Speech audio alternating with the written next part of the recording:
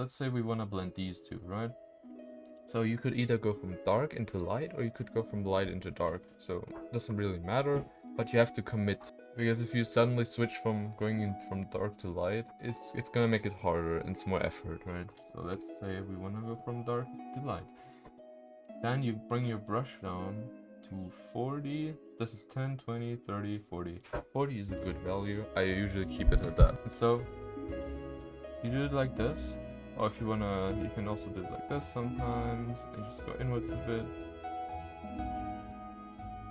Depending on how much you want to blend at that area, you do it more often, depending if you need to or not. What you then want to do, you don't actually want to interact with this at all. After you've placed all these down, that's all you really need. After that, you want to only interact with this bar. We're going from dark to light, so we are moving this a bit.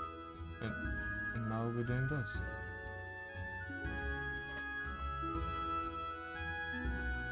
Now we pick again here. We're moving it a bit to the light side. And you see how well that like blends together?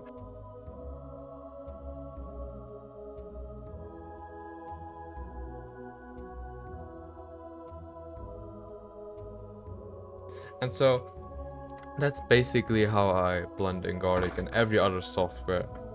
Really, I do this in every software this way, and it works wonders.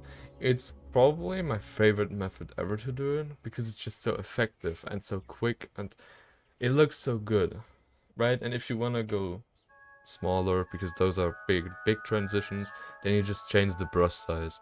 That's all it is. There's not that much to it, but the color knowledge, once again, is like the most important thing that you want to understand.